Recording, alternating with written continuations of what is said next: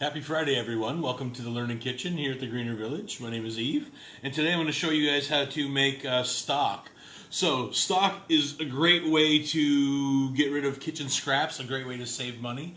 If you're going to the grocery store, you're going to buy a liter of broth or stock for about $1.99. If it's on sale, 99 cents. But, I mean, you're throwing out all kinds of stuff when you're prepping your vegetables that could make a great stock. So today we're going to be making a chicken stock because I've got a few wings here that we had for lunch here for our volunteers. And there's a few left over, so we're just going to use the rest of it to make stock.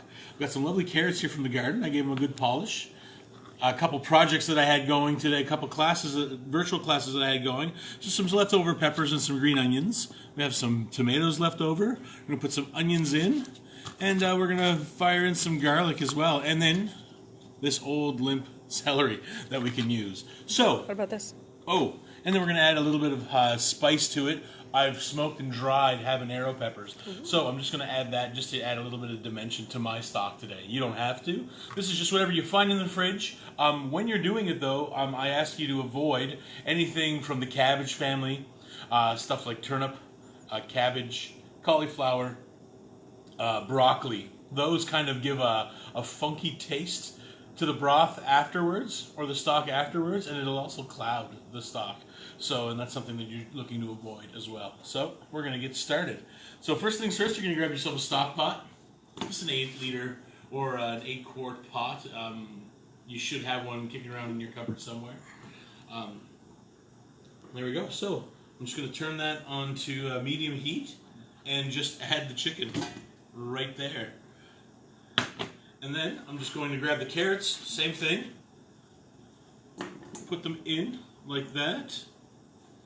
Peppers, move these up a little bit, just going to cut them into chunks.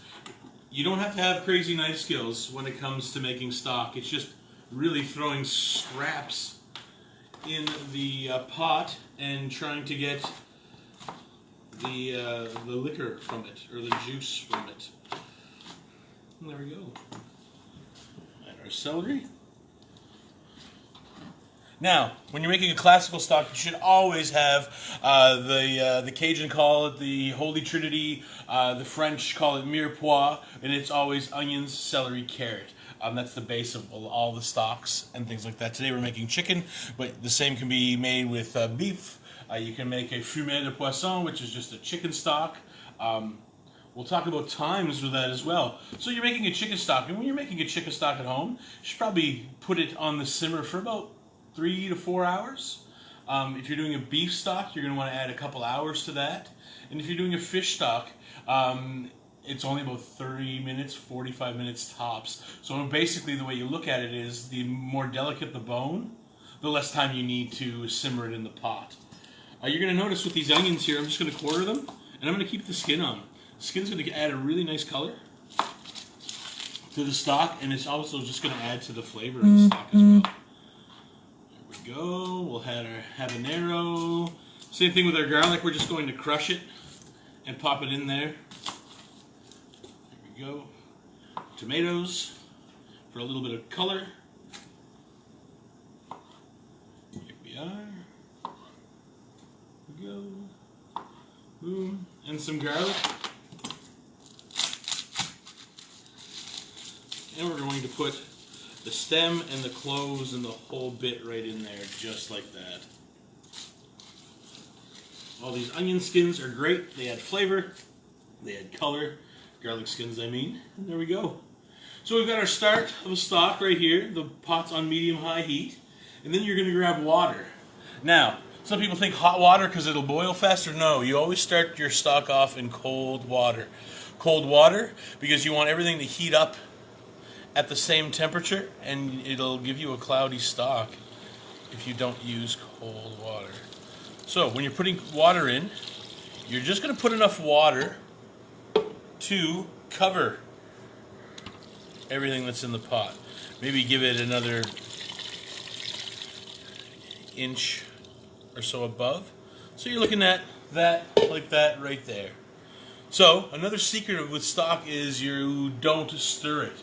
So, and we won't want it to go onto a hard boil. So all you're going to do is you're going to put it in and let it come up to a simmer. Once it gets to a simmer, or turn it down so it has happy little bubbles, and then you'll have stock. Happy Friday, and there's stock. If you have any questions, feel free to fire me an email. Oh, that's right. After you're done, I don't have one made ahead of time, but after it's done, so this chicken stock should probably take about 3 to 4 hours simmering on the stove. After it's done, you're just going to grab a colander or a fine mesh strainer and strain that into, not into the sink, but into a bowl. And you're going to reserve all that stuff. And then the stuff that's floating around, like all the, that stuff can just be discarded. But remember, make sure it cools down before you fire it into your garbage can, or else you'll end up with a sloppy mess in the bottom of your garbage can because it'll melt through the plastic. Now to store this, you can either put it into mason jars, let it cool, and then you can keep them in the fridge for a couple weeks, or you can put them into ice cube trays and then freeze them and then take them out as you need them. But the fat. What's that? The fat. Oh, well, this chicken stock's not going to have too much fat, so and I wouldn't really worry about skimming the fat off of it. If you're looking for a less fat, then yeah, absolutely. You can grab a ladle and just kind of slowly, and I'll show you.